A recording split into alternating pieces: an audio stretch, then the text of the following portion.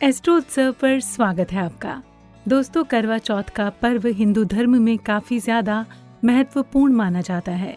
ये वो दिन होता है जब विवाहित महिलाएं अपने पति की दीर्घायु के लिए उपवास रखती हैं और रिश्तों में सामंजस्य बनाए रखने के लिए चांद की पूजा करती हैं। इस पर्व से जुड़े हुए अनगिनत रीति रिवाज और प्रथाएं हैं जो इसे और भी ज्यादा खास बनाती हैं और दूसरे पर्वों से अलग बनाती हैं। इस दिन हर एक विवाहित महिला निर्जला व्रत रखती है और छलनी में चांद देखने के बाद अपना उपवास तोड़ती है।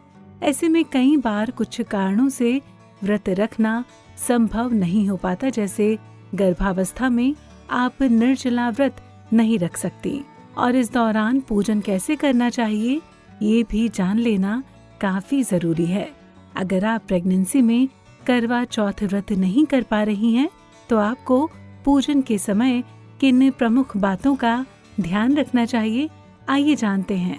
सबसे पहले बात करेंगे शुभ मुहूर्त में करवा चौथ की पूजा की। जी हाँ, ज्योतिष शास्त्र में किसी भी पूजा पाठ का शुभ समय पर होना काफी उपयुक्त माना जाता है।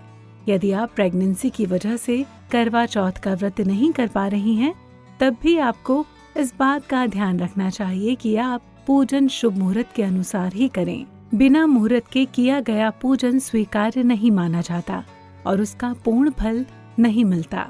गर्भावस्था के दौरान ग्रहों की स्थिति के आधार पर सबसे अनुकूल समय के बारे में जानकारी आप किसी ज्योतिषी से ले सकती हैं और उसी मुहूर्त में पूजन कर सकती हैं। ऐसा माना जाता है कि प्रेगनेंसी के दौरान ग्रहों का प्रभाव अलग होता है, इसीलिए पूजा का मुहूर्त अलग हो सकता है।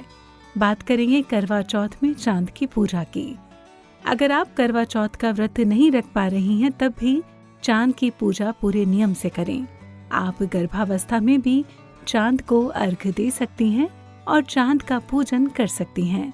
आपको पूरे विधि विधान से चांद की पूजा करनी चाहिए और चंद्रमा के मंत्रों का जाप भी करना चाहिए।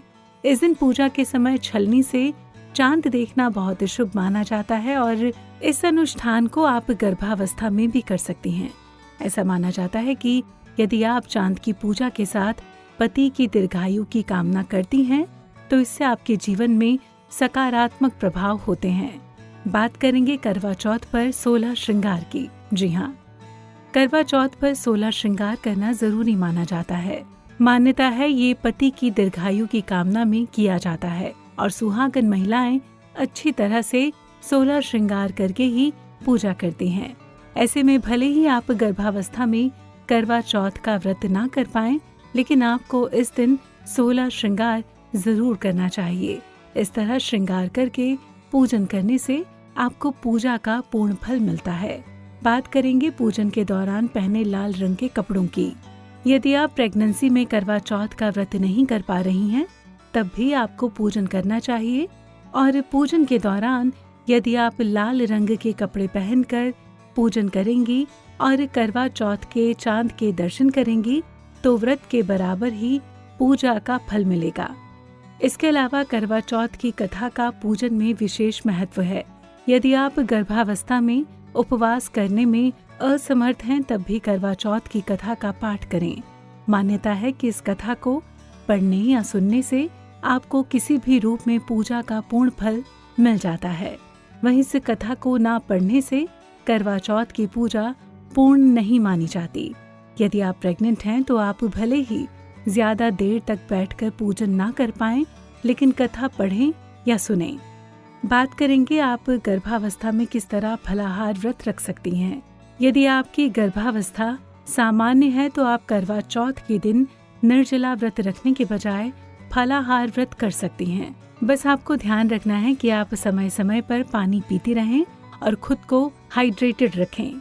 हालांकि व्रत करना है या नहीं, इस बात का निर्णय अपनी सेहत को ध्यान में रखते हुए डॉक्टर की सलाह के बाद ही करें। अगर आप प्रेगनेंसी में करवा चौथ के दिन व्रत और उपवास करने में असमर्थ हैं तो आप यहाँ बताई बातों को ध्यान में रखकर पूजन करें। इससे आपको पूजा का पूर्ण फल मिलता है।